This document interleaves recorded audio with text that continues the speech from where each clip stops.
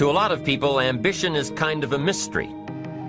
The dictionary says it's an eager desire for distinction, power, or fame. But what does that really mean? Well, let's start with the word eager. All by itself, eager is kind of exciting. Kids are eager for their birthday parties. They expect to be the center of attention, get lots of presents, eat too much. I guess grown-ups are eager for birthdays too. Unless, of course, they're embarrassed that the number of candles on the cake outnumber their achievements. But we can be eager to see a ball game, eager to see our kids in a dance recital, eager to see an old friend, eager to shop for a new car. Eager sounds like a lot of fun. But do you ever hear people say they are eager to live a better life? Eager to have a better family? Eager to make a lot of money? Probably not. And that's a problem.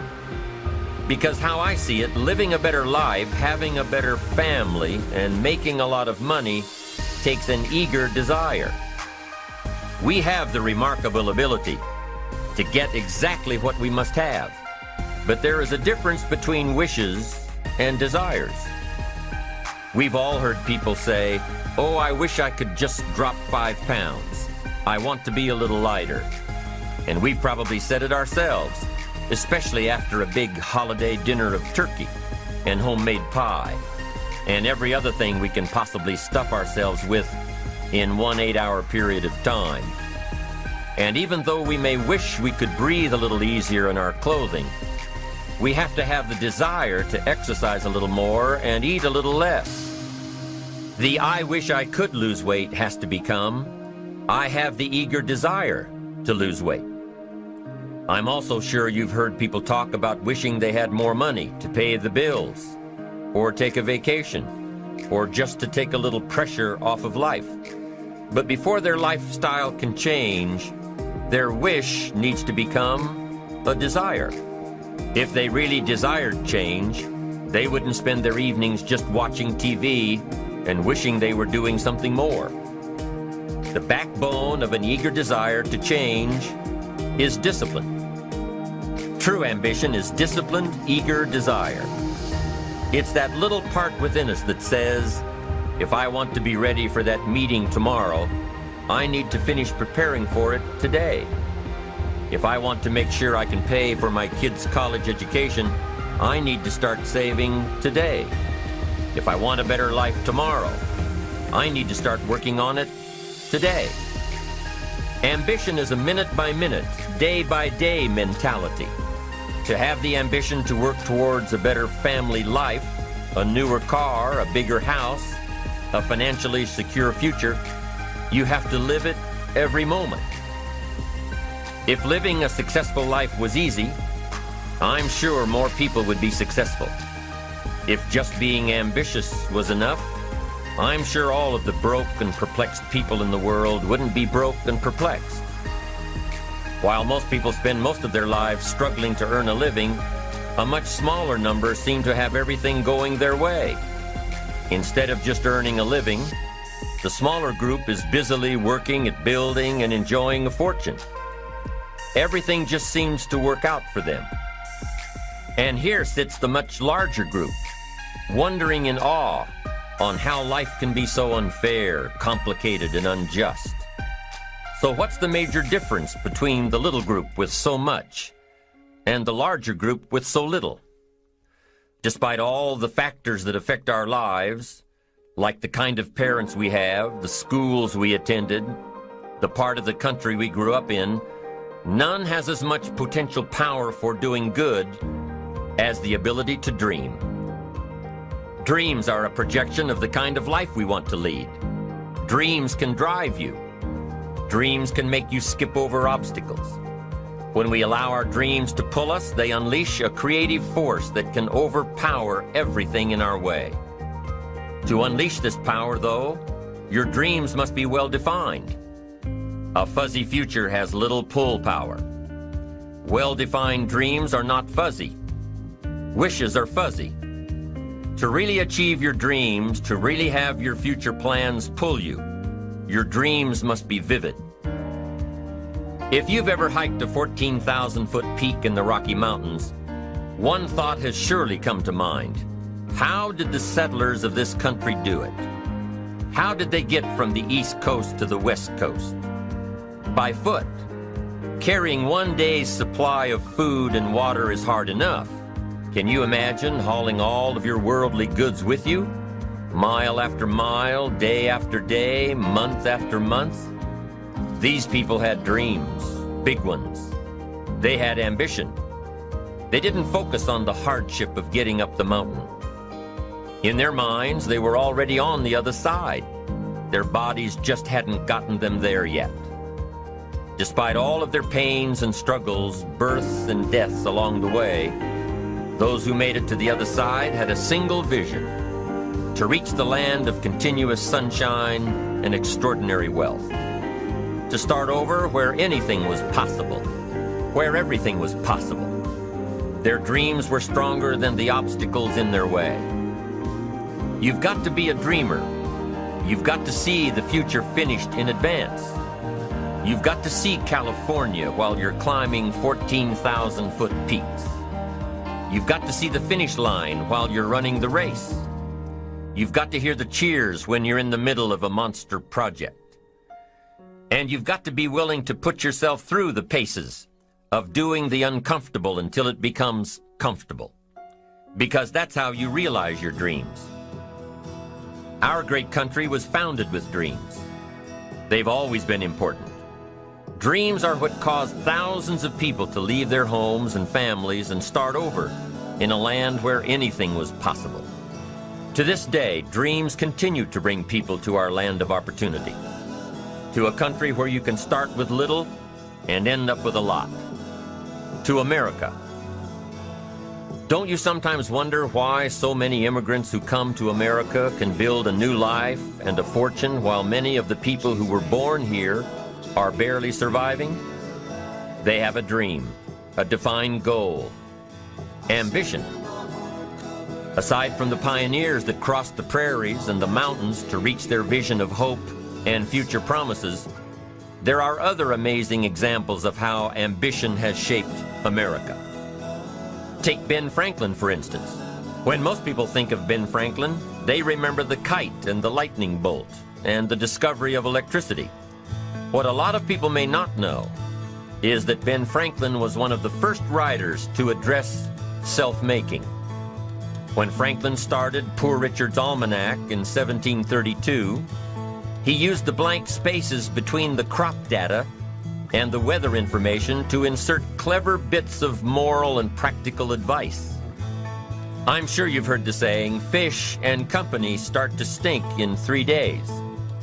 Well, that was one of hundreds of Ben Franklin's comments on life. Another was, diligence is the mother of good luck. You know, it's amazing how hard-working, smart-working people have all the luck.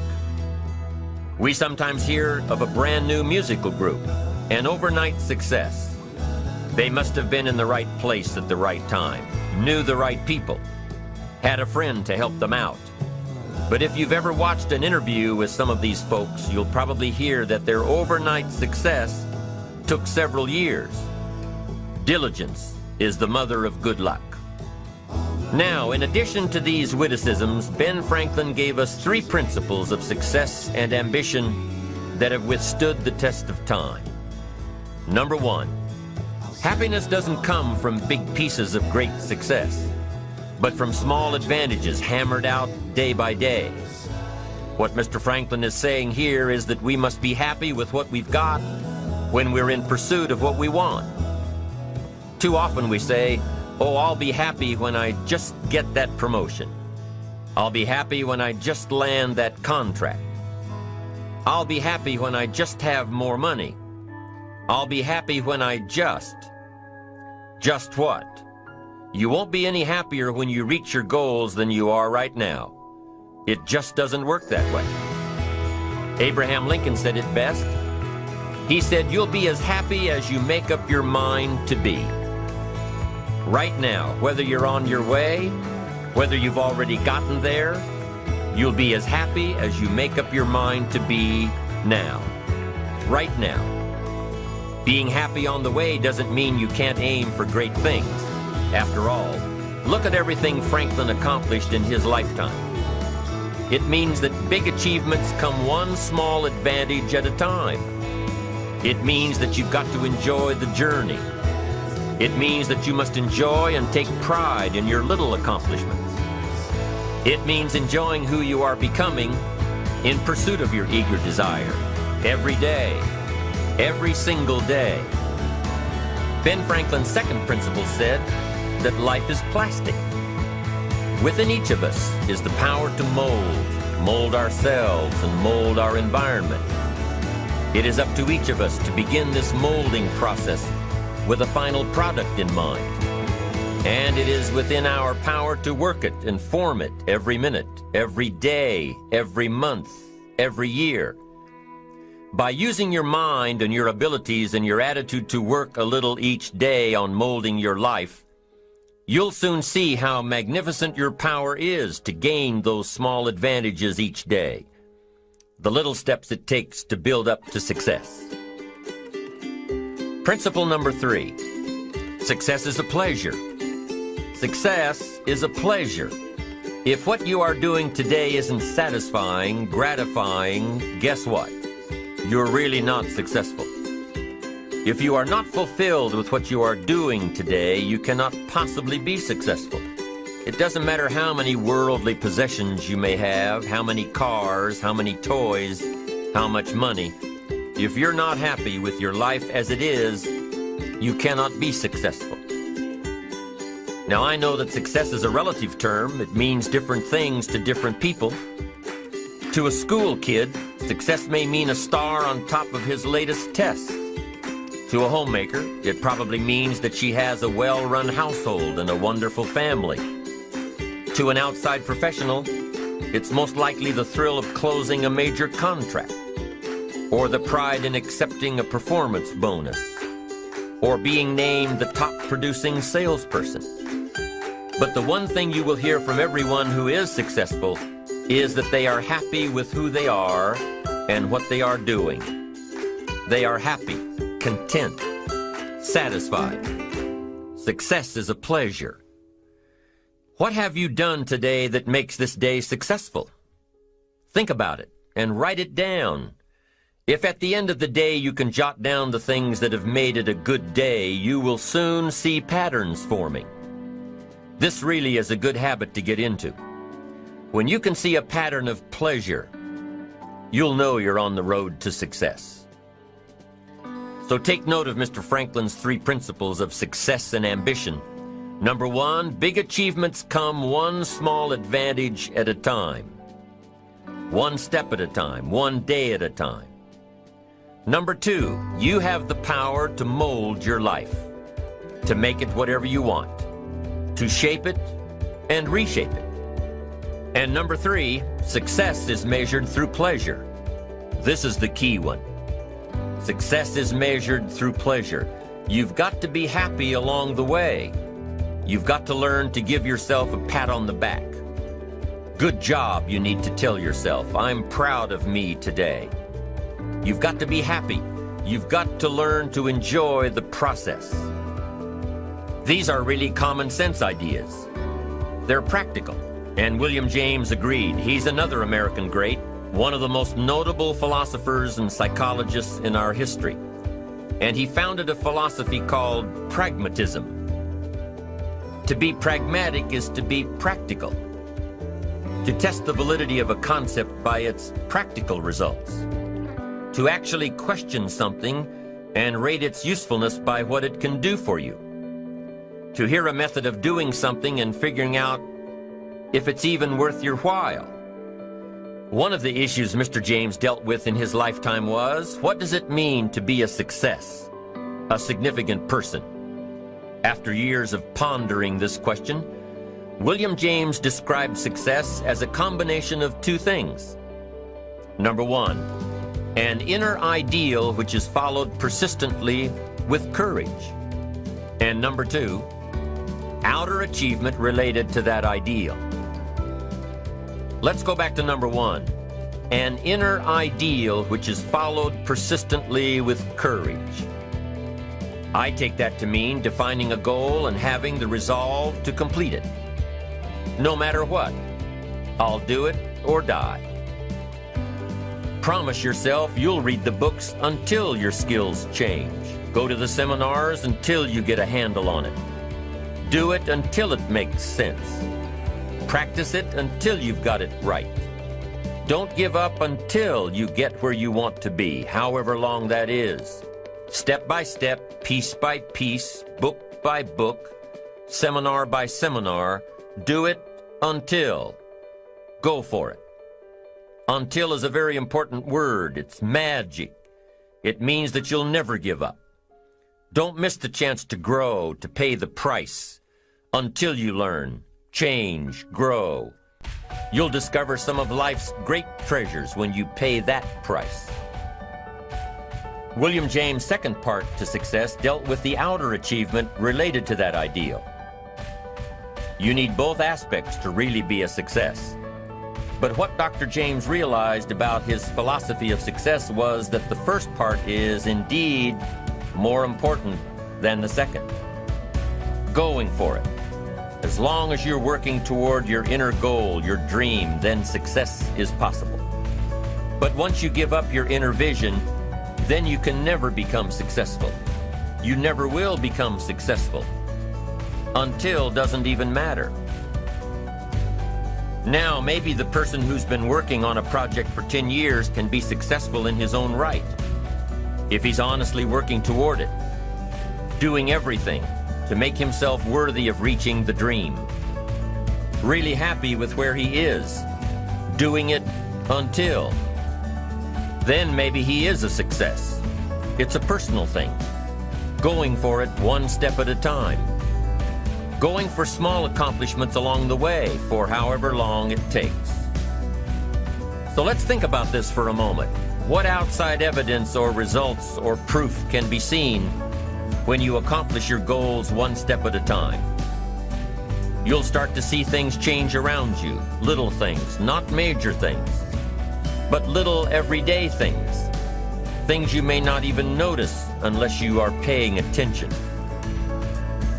If you're one of those who'd rather stay up late and get up late, only to discover that your workplace doesn't fit your schedule, and you roll out of bed cursing the alarm clock every morning, maybe you could start with the little change of going to bed half an hour earlier than normal.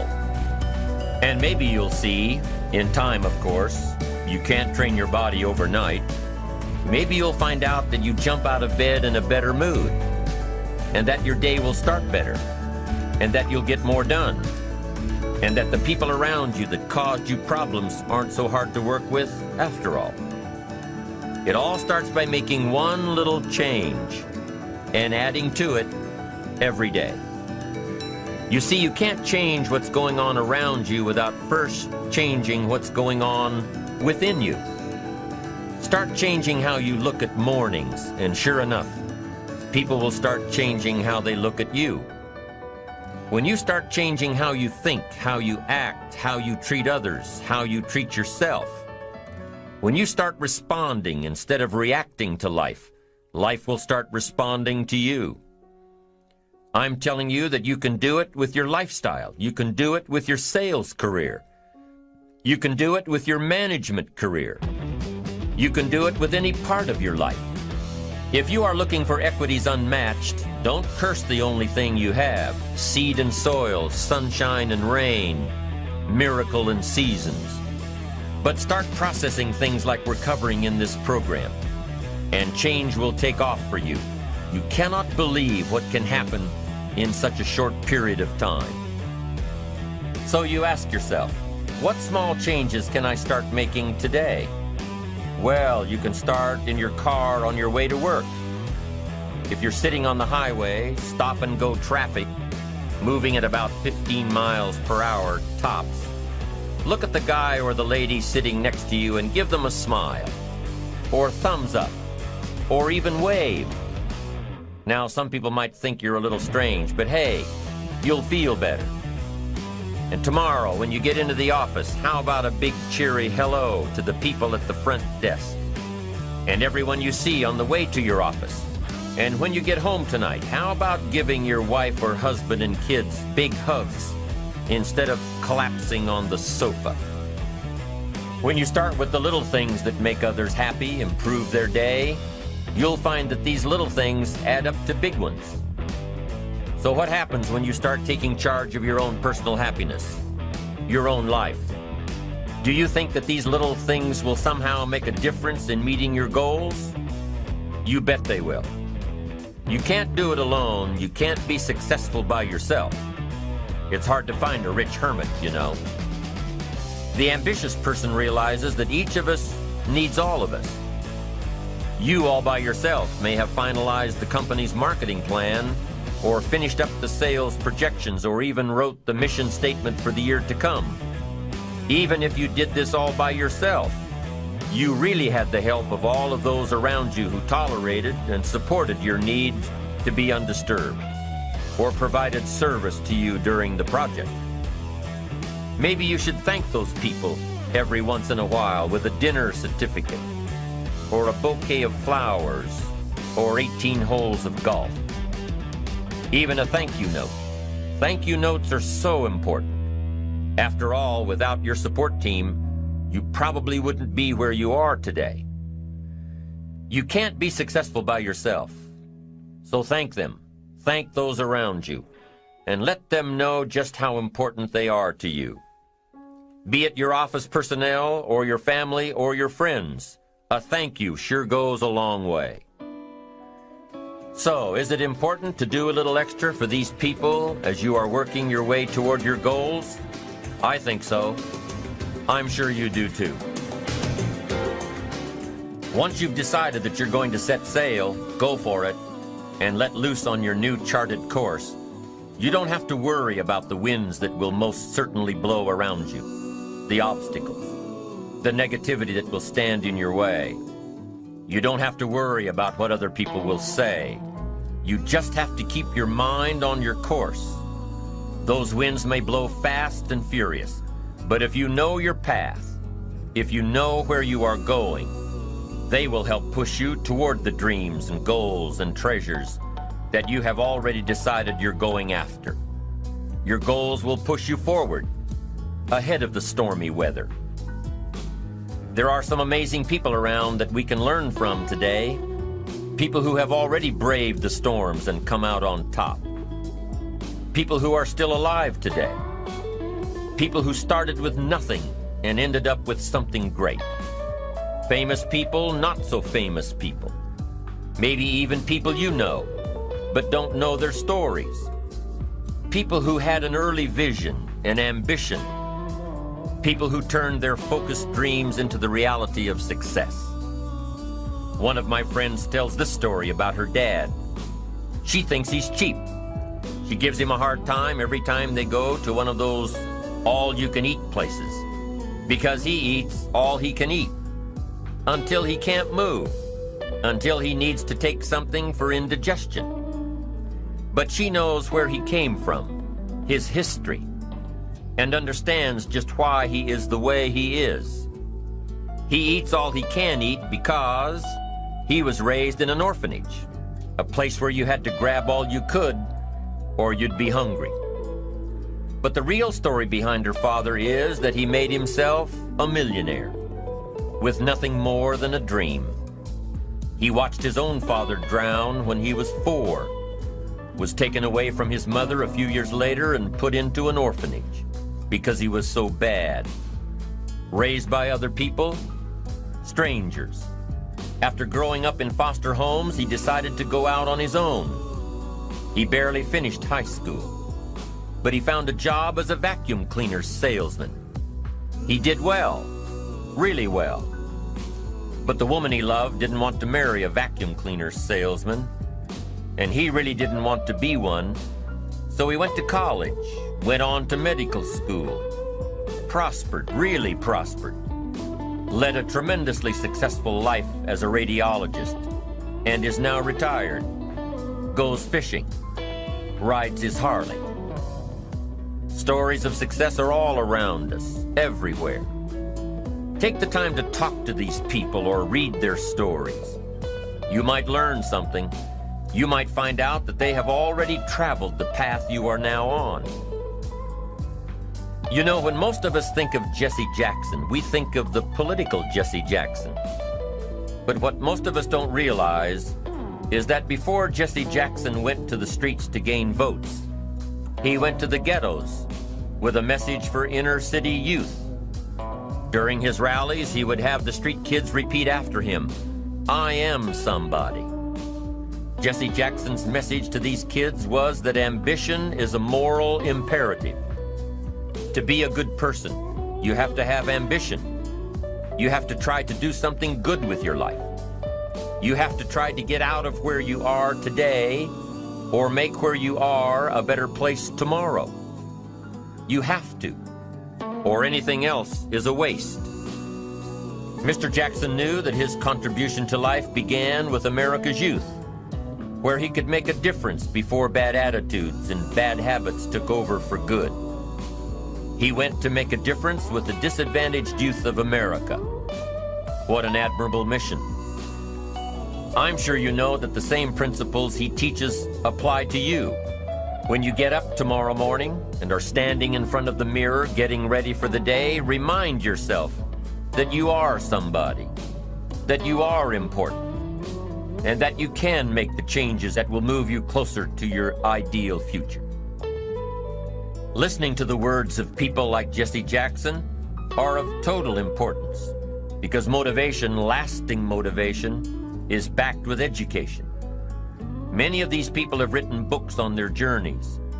These books tell the stories and give the secrets that we can all learn from. Let's say you decided to take a trip, just a short one, maybe for a weekend. Let's say you want to go away to a place you've never been before.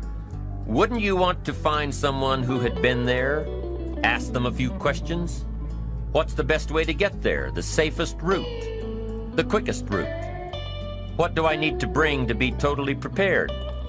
What fun things should I look for on the way? What dangers do I need to avoid? By talking with someone who has already been there, it'll make your trip that much more enjoyable. It's the same thing with life. By listening to those who are farther along in the journey you are interested in taking, and learning from their successes and failures, you just might pick up something that will make your journey that much better. Listening to the stories of others can be motivating, captivating. They can provide that extra push you've been looking for. They can demonstrate what the power of ambition is truly all about. They've been there. Their knowledge is valuable. And when you use that knowledge and motivation to take action, you'll gain momentum. Eventually, you will find that the key to motivation, true motivation, is right there inside you. You won't have to look elsewhere to get pumped up, turned on, charged up. With the right knowledge behind you, you will learn how to motivate yourself. With the right knowledge, you will find yourself becoming inspired on your own, by your own learning, by your own discovering. You won't have to hope that somebody comes along to turn you on in the morning. They might not show up. You'll find that your journey of pursuit is the best alarm clock in the world. Joseph Epstein wrote a book called Ambition. In his book, Epstein defines ambition as the fuel of achievement. He says that everybody has a need for achievement, to do well, to get somewhere in life, to be better, to achieve. Achievement means moving forward. And in order to move forward, you must be motivated, inspired, ambitious. You must have dreams and goals that create ambition. Good ambition, positive ambition. Now, ambition does not mean being greedy. It does not mean being selfish. It does not mean getting ahead at the expense of others. Ambition is not greed. Ambition is not avarice, an all-consuming desire for wealth. Ambition is not hoping you can win at the expense of others. Do you suppose Judas was ambitious? He ended up with 30 pieces of silver, a fortune in those days. Was Judas successful because he had all that money? No, Judas sold out. Was Judas happy when it was all over with? No. The money didn't make him happy. What he did to get the money certainly didn't make him happy. What Judas became in the pursuit of his fortune caused him to end his own life. What drove him was not ambition. Ambition is not greed. Ambition is an eager desire to achieve, an eager desire to get ahead in life, to do more for your family, to prosper in health, wealth, and relationships. Now, desire does not always translate into ambition. Desire is what you want for yourself. A bigger house, a better car, a fatter bank account, a better life. I desire to have these things. Ambition is how you get there. Desire is sometimes healthy. Desire is sometimes unhealthy. Desire might say, I want the tallest building in town. The destructive side of desire might urge you to tear all of the other buildings down. I guess that's one way to do it. You might get away with tearing down the first one and maybe the second one. But in your desire to tear them all down, sooner or later, some guy is going to be standing out in front of his building saying, I'm on to you. Get out of here. And pretty soon you're no longer known as a builder. You're known as a destroyer. Now, the second way to have the tallest building in town is to see it, dream it, and plan it, and put your team on it, work on it.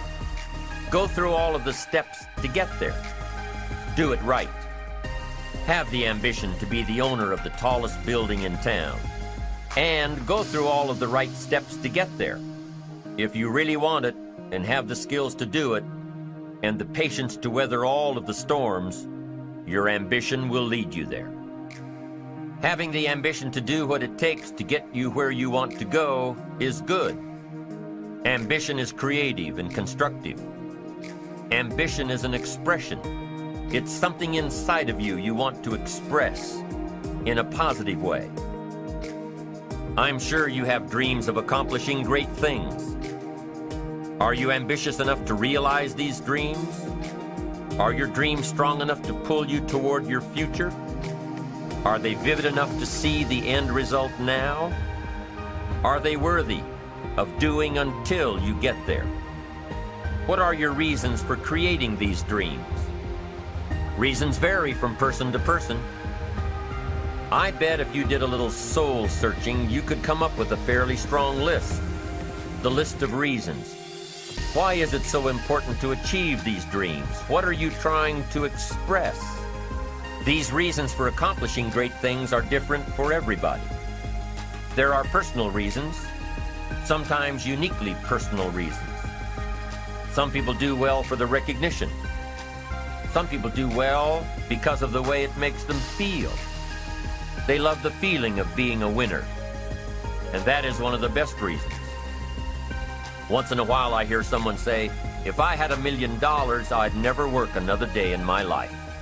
Hey, that's probably why the good Lord sees to it that he doesn't get his million, because he would just quit. Family is another reason, a motivator for doing well. Some people do extremely well because of other people, and that's a powerful reason. Sometimes we will do something for someone else that we would not do for ourselves. I know a lady who was getting back on track from financial disaster.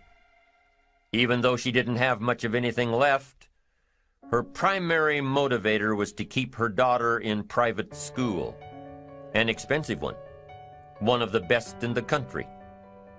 Although her goal was to financially surpass where she was before her economic fall, her main reason to work all of those extra hours was to give her little girl the best possible education. As you can well imagine, wanting to do something for someone else led her to all sorts of other accomplishments as well. How fortunate are the people who find themselves greatly affected by someone else? It's powerful. What has you getting up early, hitting it hard all day, and staying up late? What has you inspired? What are your reasons for doing well? What's at the core of your quest? What is the power behind your ambition? Think about it. Jot it down. Do some soul searching. Define your reasons so they will work better for you. So now we have determined that it's in your best self-interest to be ambitious. Self-interest, self-preservation. As human beings, we can't help but be interested in our own self-preservation. We can't help but be self-interested. It's one of the strongest urges we have. Interested in our preservation, interested in our development, interested in our success. There's certainly nothing wrong with self-interest, but here's the clue. Self-interest must be enlightened as to what truly serves us best. When I found out that self-interest was okay, that was a big relief to me. Now, we're not talking about selfish. We're talking about self-interest. Self-interest needs to be educated, enlightened. Self-interest is willing to be benefited by service to others, not at the expense of others. Self-interest at the expense of others starts to be greed, evil, hoping you go up as someone goes down, hoping to attain while someone else loses. I win, you lose. We call that the beginnings of evil, the dark side of our nature, wishing to benefit at the expense of others. Enlightened self-interest wishes to benefit at the service of others. A friend of mine tells this little story about a person she hears from about every 3 months or so. This guy calls to solicit money for food baskets for homeless families. She's happy to give her money to them. She was unfortunately homeless for a short period of time, and she knows the position these people are in. This group is legit. She checked them out. But after the second or third time this guy called, same guy, after the second or third time he called, she started talking to him about other stuff. Turns out this guy is broke, living in a hotel, looking for any construction job he can find. Any job at all. But what's unique about this guy is that he donates 2 or 3 hours a night, every night, to call people and get money to feed the homeless. Every night, from his hotel room. Now, most people would say this guy should use those hours every night to work a second job or a third job. But while he's way down on the ladder of success, he feels it's important to help those less fortunate than he is. He has a roof over his head. He makes enough to feed himself. And my friend says that every time she talks to this guy, every 2 or 3 months, he's doing better. He's digging himself out of debt. He's starting to save money. He thinks he'll be able to move into an apartment in another month or 2. Now, recently an interesting thing happened. My friend was talking with an associate of hers. She's single, lives in a big house, needs to find a handyman to help her out on a regular basis. Someone who can build an addition onto her house. So my friend told her about this guy. The only reason this guy ended up being hired was that my friend's associate was touched by his dedication to service, while he, himself, was down and out. Service. Success at the service of others. Now, this guy isn't rich by any stretch, but through my friend's network, he now has constant work, doing things around several people's houses. And now he's in a place of his own. And guess what he does every night?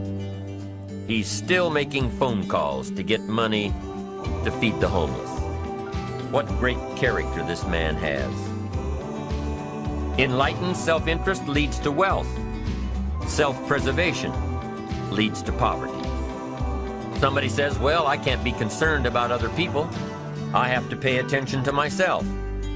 Well, then you'll always have to. Somebody says I can't be concerned about other people's bills. I've got enough worries trying to pay my own. Well, then you'll have to worry about them for the rest of your life. The best way to get that monkey off your back is to turn your attention around. Once I understood some of this stuff, I'm telling you, it revolutionized my whole life. Now, self-interest is okay, yes, but here's what self-interest must be if you truly want to be happy. It must be enlightened.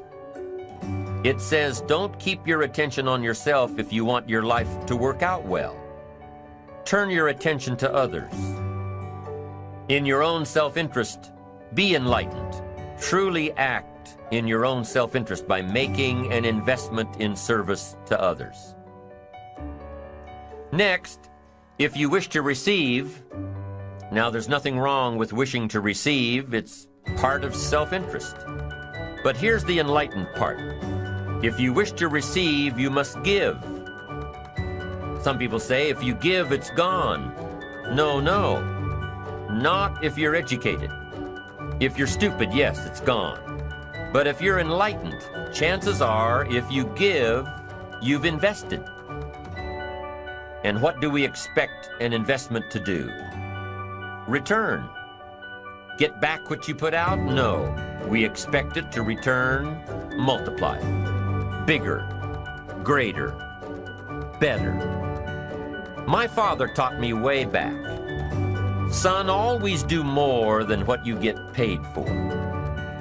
Now, some individuals might argue with that. They'd say, no, you're going to mess up the whole program. I know they're wrong. In my own self-interest, I did what my father taught me, to always do more than I got paid for. Why? To make an investment in my future. Do more than you get paid for to make an investment in your future, and it's paid off for me. If you're wanting that big promotion, are you going to go up to your boss and say, just give it to me? I'll work harder if you just give me that promotion. No, it doesn't work that way. You've got to do more in your current position so that you get noticed, so you stand out from everybody else. So the boss says, hey, we've got this position opening up, and I think we should give it to Nancy. She does so much more than we expect. Just imagine what she'll do if we give her this promotion. You've got to do more than you're paid for. You've got to. It's an investment in your future. It's one thing to make a sale. I'm telling you, if you make a sale, you'll make a living. If you go beyond making the sale and serve people by keeping in touch, calling them before they call you, writing a thank you note, sales will lead to multiple sales. You can make a fortune if the customer is well taken care of. People who are well taken care of will open doors you can't get through by yourself. All of us have found ways to make a living. What got interesting for me early on was to figure out ways to make a fortune. You'd say, well, Mr. Rohn, how would I deserve to make a fortune? It's easy. Render fortunes of service. People will do things you cannot believe for people who give them good service. Here's one of the greatest gifts you can give anybody, the gift of attention. In return, they will do extraordinary things for your career. Take you by the hand and lead you to more people than you could meet by yourself. Always do more than you get paid for. Next, in enlightened self-interest, life responds to deserve, not need. Life responds to deserve, not need. Life was not designed to give us what we need. Life was designed to give us what we deserve. What we deserve. Once you understand that little life principle in your own self-interest, I'm telling you, it's life-changing.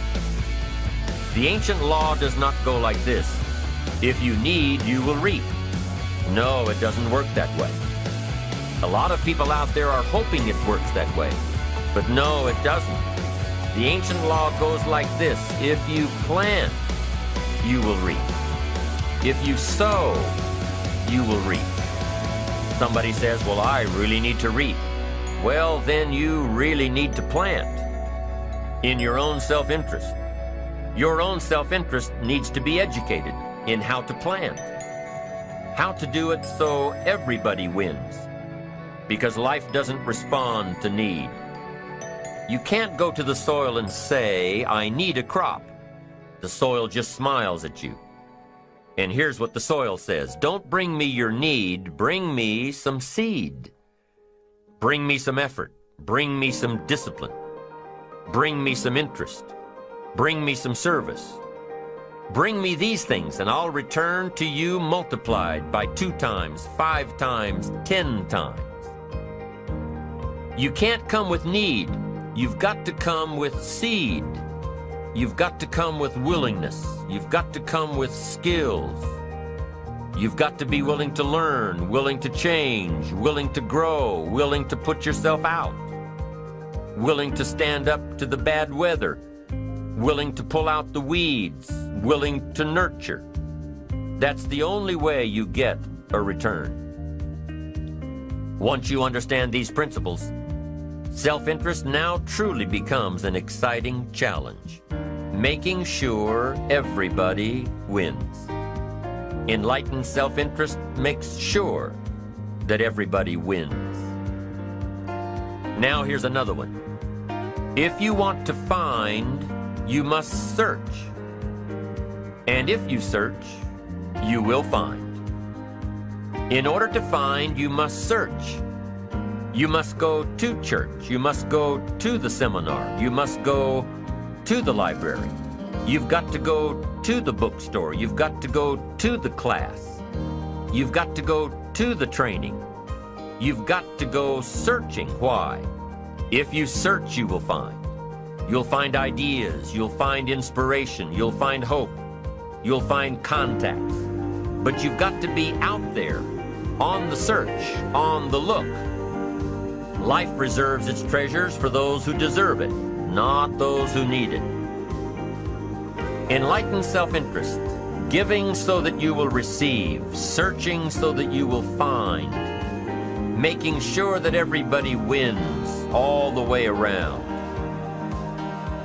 Enlightened self-interest needs to be educated. Enlightened self-interest says, I will learn that life is not just the passing of time. I will learn that life is the collection of experiences, ups and downs, highs and lows, laughter and tears. You must decide to act. You must have the discipline to act. Now here's what's important about discipline. One discipline affects another discipline. All disciplines affect each other. In fact, here's a good philosophical phrase. Everything affects everything else. Nothing stands alone. Don't be naive and say, this doesn't matter. Of course it matters. It all matters. Some things may matter more than others, but everything matters. If you'd rather sleep in than go for a walk around the neighborhood, pretty soon it will matter. If you'd rather spend your money instead of saving it, pretty soon it will matter. If you'd rather put off a letter to an old friend instead of corresponding regularly, pretty soon it will matter. If you'd rather work late every night instead of going home and spending time with your family, pretty soon it will matter. It all matters. Every letdown affects the rest. If you won't walk around the block, you probably won't eat right. And you probably won't buy the books. And you probably won't attend the seminars. And you probably won't spend your money wisely. And after years of this, it all adds up. So the key to reversing this process is to start picking up the disciplines. It does matter. It all matters. Now, here's the positive side. Every new discipline affects the rest. Every new discipline makes a difference.